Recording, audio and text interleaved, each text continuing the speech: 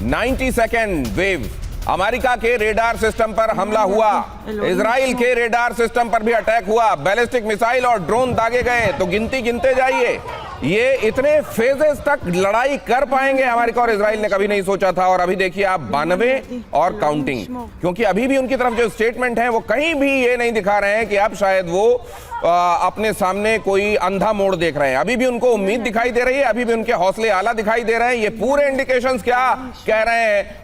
On May 9th, be part of history. Chinmaya Geeta Samarpanam, a global Guinness World Record official attempt. Together, join online and let's chant Gita chapter 15, just 20 verses, simply read from the screen. Don't wait, register today. और खास तौर से किसी एक का हौसला टूटना जरूरी होता है अगर बातचीत के लिए रास्ता बनना है। और अगर हौसले नहीं टूट रहे हैं तो क्या ये जंग जो पूरी दुनिया को नुकसान पहुंचा रही है ये बहुत लंबी चलेगी और दुनिया बहुत लंबा भुगतने के लिए तैयार रहे क्या? अचल मल्होत्रा सर। बिल्कुल दिनेश, नमस्कार। अभी तक के जो हालात हैं, खास तौर से जो प्रेसिडेंट ट्रंप की लेट नाइट या अर्ली मॉर्निंग हमारे यहाँ जो उन्होंने एड्रेस टू द नेशन किया है, उससे तो यही लग रहा है कि अभी ये जंग आने वाले दिनों में खत्म होने वाली नहीं है। मैं पहले भी बार बार अलग अलग फोरम पे ये कह चुका हूँ कि अमेरिका इस जंग से अगर विड्रॉ कर भी लेते हैं तो इजराइल पीछे नहीं हटने वाला है, जंग तो नहीं खत्म होने वाली।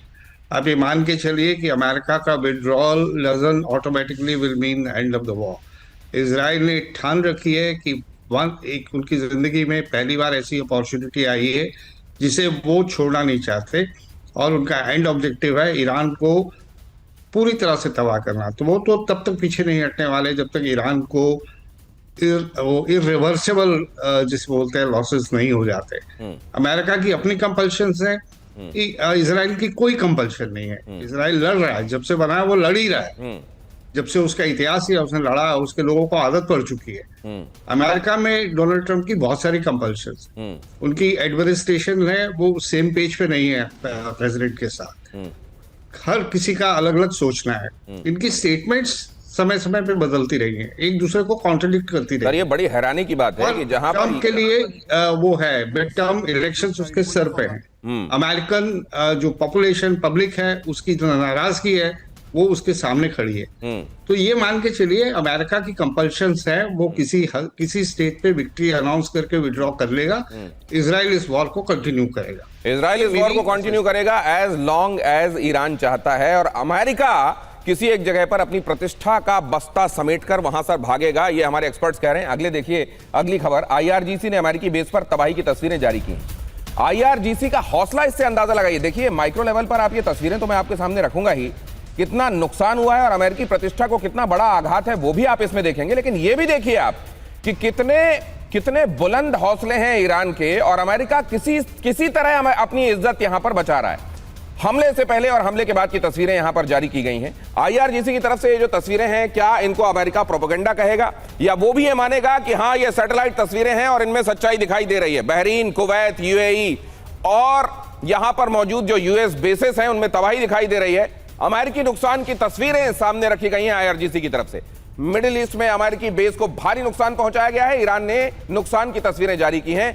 इनमें अल-दफरा एयरबेस शामिल है, औद्योगिक क्षेत्र इजराइल में जो बीरशेवा में है वो शामिल है, अमेरिकी प्रोडक्शन लाइन इसमें शामिल है, शेख ईसा एयरबेस बहरीन का शामिल है, अमेरिकी कार्बन यूनिट यूएई में जो मौजूद है वो शामिल है, रेडार सिस्टम जो अल-दफरा में मौजूद था वो शामिल है। ये रिफ्यूट नहीं किया गया है कि ये तो प्रोपेगेंडा तस्वीरें हैं जो आईआरजीसी जारी कर रहा है, इसका कोई खंडन नहीं आया, इसको किसी ने रिफ्यूट नहीं किया। मतलब एक तरीके से माना जा रहा है कि हाँ ये नुकसान तो हुआ है। प्रोफेसर अमिताभ, ये उसके बाद दावा करना है कि we have attend most of our objectives. Professor Amitabh, देखिए टोटल मिडिल ईस्ट में 19 साइट हैं अमेरिकन बेसेस मान लीजिए, इनमें 8 जो हैं वो परमानेंट इंस्टॉलेशंस हैं। इनमें से 13 को परमानेंटली अनइनहैबिटेबल कर दिया है ईरान ने। तो आप समझ सकते हैं कितने बचे, सिर्फ 5 इफेक्टिव, बाकी फ्लोटिंग है या जो उनके फ्लोटिला जितने आए हैं। इसका यह भी दिखाता है कि कितना इफेक्टिव, और जैसे जैसे वॉर आगे बढ़ रहा है वो तीव्र होता जा रहा है, प्रेसिजन उसका बढ़ता जा रहा है। और जिस तरह से ये आगे बढ़ रहा है, अमेरिकन फोर्सेस और उनके आर्मी चीफ को हटाना मुझे लग रहा है लाजमी ही था, क्योंकि वो दुनिया को दिखाना भी चाहते थे कि मुझे याद आ रहा है 28 तारीख को जब ये हमला हुआ, उसके फौरन बाद रजा पहलवी सामने आकर ये कहने लगे थे कि अब तो यहां पर लोगों को आजादी के लिए तैयार रहना चाहिए और अब यहां पर चीजें बदलने वाली हैं। अमेरिका, इजराइल, सब जगह उतना ही उत्साह दिखाई दे रहा था। प्रोफेसर अमिताभ, जो आप कह रहे हैं, अचल सर से एक कमेंट मैं लेना चाहता हूं। सर, ये मुझे तो लगता है कि अब बातचीत के लिए ज्यादा बेताबी अमेरिकन कैंप में होगी। डेफिनेटली दिनेश, देखिए जितनी भी उनकी कैलकुलेशंस रही थी 28 फरवरी को अटैक करने से पहले, वो एक के बाद एक जो है वो खत्म होती चली जा रही है, मिस कैलकुलेशन साबित हो रही है। उन्होंने सोचा था एक बड़ी स्ट्राइक होगी, टॉप लीडरशिप एलिमिनेट हो जाएगी, और कुछ हफ्ते कुछ महीने पहले वहां की पॉपुलेशन एंटी गवर्नमेंट प्रोटेस्ट कर रही थी, घरों से वापस बाहर निकल के आएगी। और आपने सुना प्रेसिडेंट ट्रंप वगैरह ने सबसे कहा कि अब समय आ गया, आप उठिए और बदल दीजिए अपना निजाम, हम आपके साथ हैं, तुम आगे बढ़ो, हम तुम्हारे साथ हैं। नारा याद है आपको? अक्सर लगा करता था हमारी यूनिवर्सिटी में। बिल्कुल। तो मरवाने वाले को आगे करो और हम पीछे तुम्हारे साथ हैं। लेकिन ऐसा कुछ हुआ नहीं। ऑन द कॉन्ट्रेरी, एक सॉलिडेरिटी बढ़ी देश में, देशभक्ति जागी, पेट्रियोटिज्म स्ट्रांग हुआ, तो वो कैलकुलेशन गलत होगी। उसके बाद जितने भी उनके स्टेटेड ऑब्जेक्टिव्स थे, वन आफ्टर द अदर, वो सिर्फ आप क्लेम कर सकते हैं, लेकिन क्लेम्स और ग्राउंड रियलिटीज के बीच में बहुत बड़ा गैप है। बट ये एग्जिट रूट के लिए बहुत इंपॉर्टेंट है ये सब कहना कि हम जीत के निकले वहां से, वरना डोनाल्ड ट्रंप फिर उस इतिहास की उस श्रृंखला में आ जाएंगे जिन्होंने अमेरिका की लड़ाइयां लड़ी और बाद में हार के निकले, वहां से भागे। तो वो चाहते नहीं है। तो इस तरह सारी कैलकुलेशन, सर, कहते हैं कि जीतने वाले के साथ दुनिया रहती है, हारने वाले का साथ कोई नहीं देता। डोनाल्ड ट्रंप का जो हाल है आज, क्या ये भी हम आने वाले दिनों में देख सकते हैं कि पीठ हेगसेथ किसी तरह पल्ला छुड़ाने की कोशिश करें? क्या मार्को रूबियो भी उनसे दूरी बनाने की कोशिश करने लगेंगे? क्या वो अपने घर में इतने तनहा हो सकते हैं? बेंजामिन नेतन्याहू क्या करेंगे?